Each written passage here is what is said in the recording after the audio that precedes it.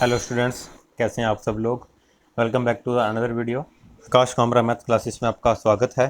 तो students, chapter 1 के exercise 1.1 का हमने क्वेश्चन नंबर 4 तक कर लिया था लास्ट की 2 वीडियोस के अंदर। आज हम कर रहे हैं हमारा क्वेश्चन नंबर 5। क्वेश्चन नंबर 5 में हमें क्या लिखा हुआ है, इसमें लिख रखा है ये कि list all the elements of the flowing sets. ये जो फ्लोइंग सेट है इसके लिस्ट ऑल द एलिमेंट्स, यानी कि एलिमेंट्स लिखने हैं, यानी कि हमें रोस्टर फॉर्म जैसे कि हम बोलते हैं रोस्टर फॉर्म ही बनानी है। रोस्टर फॉर्म को टेबुलर फॉर्म भी कहा जाता है। तो बस वही हमने करना है कि रोस्टर फॉर्म में एलिमेंट्स को लिखना है। कि हमारे पास सारे एलिमेंट लिखना का मतलब क्या होता है, रोस्टर फॉर्म ही होती है। लिस्ट ऑल द एलिमेंट्स, सारे एलिमेंट लिखने हैं ऑफ द फ्लोइंग सेट। तो देखिए फर्स्ट हम देखते हैं इसके अंदर क्या दिया हुआ है हमें। फर्स्ट पार्ट में इसमें लिखा है कि इसके अंदर जो एलिमेंट है एक्स है, और एक्स है क्या, x is an odd natural number. पहले तो ये देखो स्टूडेंट्स, हमारे पास नेचुरल नंबर को हम एन से शो करते हैं। नेचुरल नंबर होते हैं क्या हमारे पास, और 1 2 3 4 5 6 ये ऐसे चलते चलेंगे, 1 से स्टार्ट होते हैं और एंड से ऑन ये चलते जाते हैं। ये हमारे पास क्या होते हैं, नेचुरल नंबर होते हैं। अब हमें वो कह रहा है कि ये जो सेट ए है इस क्वेश्चन के अंदर, उसके अंदर कौन से नेचुरल नंबर लेने हैं जो ओड हैं। तो ओड कौन से, अभी 1 3 5 7 9, बस ये लिखना है हमें। ओड नंबर उठा लो बस इसके अंदर से और आगे एंड से ऑन लिख दो, क्या था ही हमारा ये चलता जाएगा। तो सिंपल सी बात थी कि लिखने जो एक्स हमें लिखने हैं वो कैसे लेने हैं। कंडीशन क्या दी हुई है, पहले एलिमेंट होता है, वो कहता है एलिमेंट एक्स है, और उसकी कंडीशन क्या है कि ये ओड नेचुरल नंबर है। तो हमने नेचुरल नंबर बना दी और शो कर दिया सब कुछ। उसके बाद अगर सेकेंड पार्ट देखें तो इसमें हमें ये दिया हुआ है कि एक्स एलिमेंट लेना है। वैसे ही एक्स है क्या, अब एक्स इज़ एन इंटीजर और होगा, और साथ में एक और कंडीशन भी दे रखी है कि एक तो उसने क्या कहा, एक्स इंटीजर। जैसे पिछली बार कहा था कि एक्स नेचुरल नंबर है और एक्स ओड भी है। तो सारे नेचुरल नंबर नहीं लिए थे हमने, सिर्फ ओड वाले उठाए थे ऊपर। वैसे ही वो कहता है एक्स इंटीजर है। तो अब इंटीजर के बारे में पहले देखते हैं अपने। इंटीजर को भी हम जेड से शो करते हैं, और इसके अंदर क्या होता है हमारे पास, minus infinity to plus infinity, यानी कि 0 1 2 इस तरफ प्लस इन्फिनिटी तक चलता है और इधर माइनस इन्फिनिटी तक चलता है। ये आपको पूरा मैंने लिखवाया था फर्स्ट डे के हमारी जो फर्स्ट क्लास थी उसके अंदर, कि इंटीजर को जेड और आई दोनों से शो करते हैं। यहाँ आप आई भी लिख सकते हो, और इसमें होते हैं क्या, माइनस वाले नंबर भी हमारे पास आ जाते हैं, जीरो पॉजिटिव नेगेटिव होते हैं। अब वो हमें क्या कहता है कि अगर हम इसका आंसर अगर हम लिखें तो हमें यहाँ पे ये कह रहा है कि आपको इस सेट के अंदर इंटीजर लेने हैं, और इंटीजर वो लेने हैं जो -1/2 से तो क्या हो, बड़े हों, और 9/4 से छोटे हों। तो मैंने क्या किया, यहाँ नंबर लाइन ड्रॉ की। -1/2 क्या होता है, अभी -5 होता है, ये 0 हो गया। ये 1 -0.5 होता है, ये 2। -1/2 क्या होगा, -0.5। तो 0.5 वहाँ पे पड़ा होगा, हाफ है 0 और 1 के बीच, यही होगा। इस तरफ हम क्या दिखा देते हैं, 1 2 3 4 5। अब वो कहता है कि जो x है ना वो -1/2 से बड़ा होना चाहिए। तो 0.5 से बड़ा, तो हमारे पास ये क्या आएगा, 0। अब आपको क्या, -0.5 से बड़ा -0.4 भी तो होता है, लेकिन हमें लेना इंटीजर है।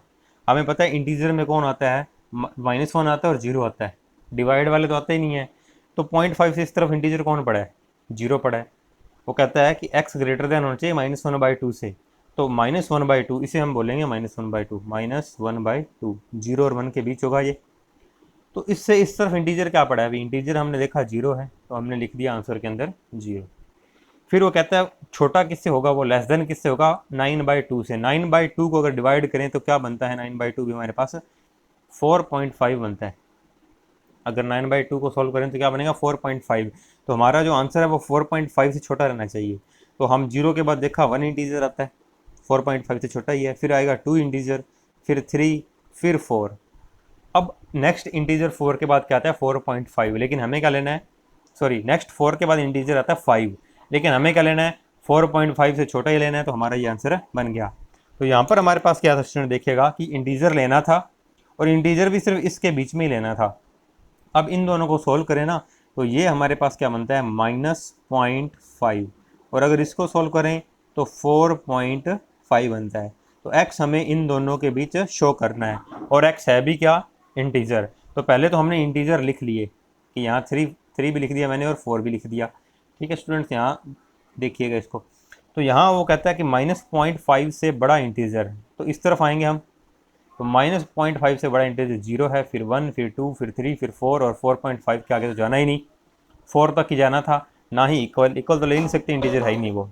अब नेक्स्ट हमारा देखिए स्टूडेंट, इसका सी पार्ट इसका कर रहे हैं, तो इसमें हमें वो क्या कह रहा है, इसके अंदर भी एलिमेंट तो वही कहता है एक्स है, और एक्स है किस टाइप का, इसमें भी एक्स इंटीजर है, लेकिन वो कहता है वो वाले इंटीजर लेने हैं जिनका स्केयर करने पर वो 4 के या तो इक्वल आ जाए या छोटा रहे।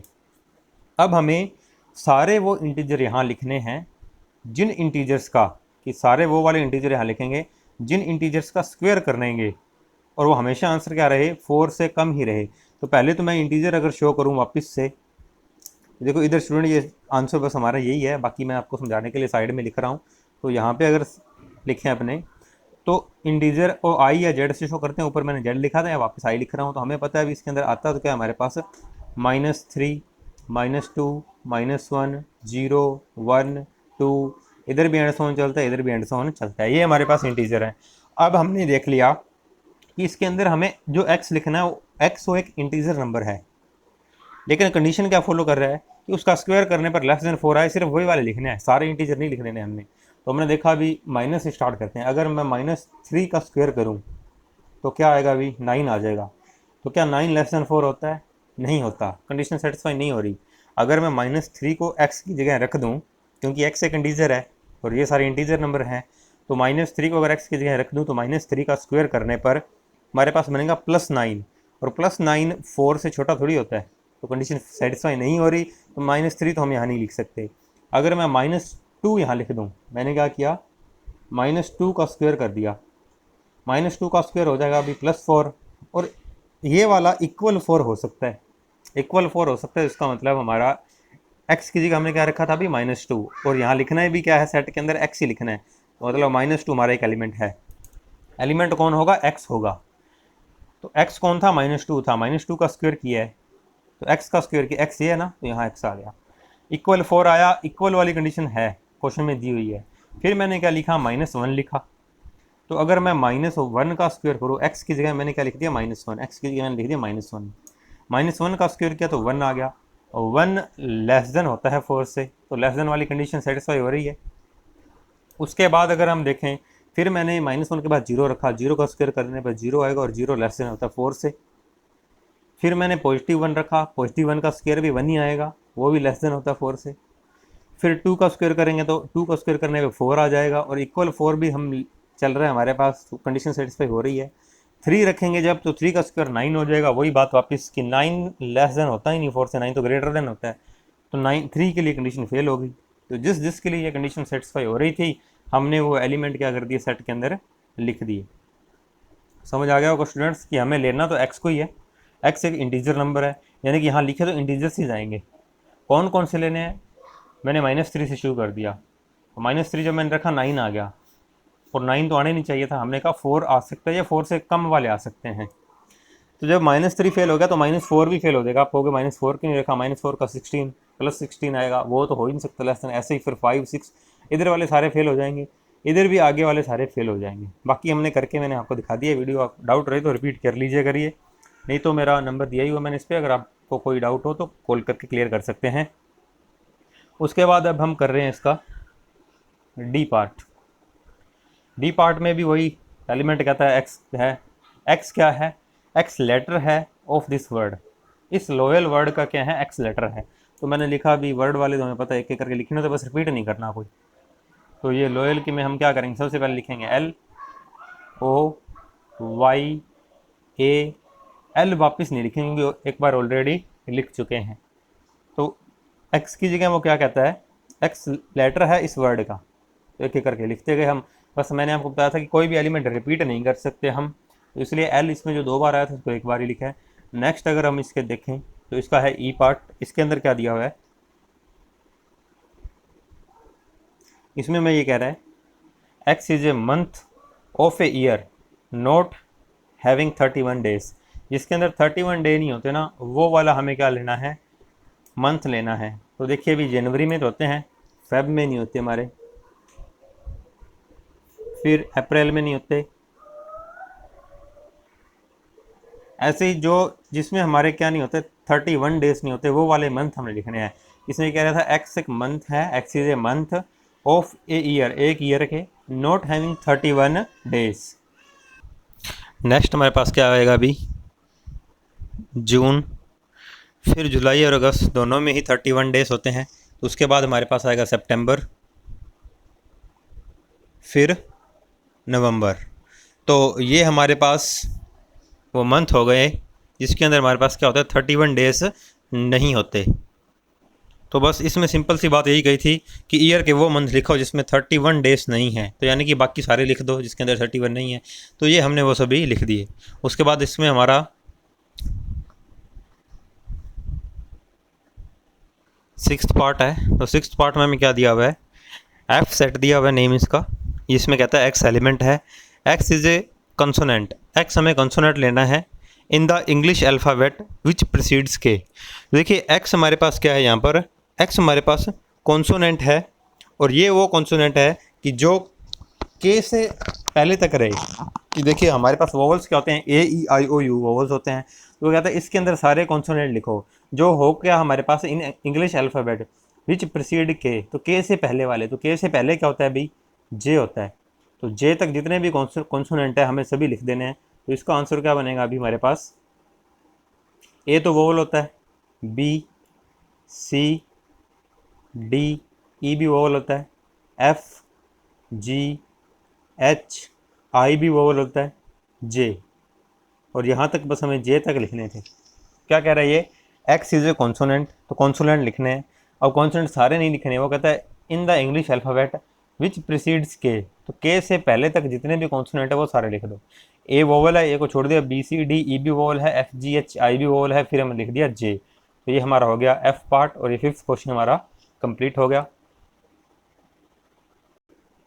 तो स्टूडेंट क्वेश्चन नंबर 6 में देखिए क्या दिया हुआ है। 6 में कह रहा है match each of the set on the left. ये हमारे पास जो लेफ्ट में सेट लिखे हुए हैं मैच करने हैं इन द रोस्टर फॉर्म। तो लेफ्ट वाले सारे रोस्टर फॉर्म में भी हैं।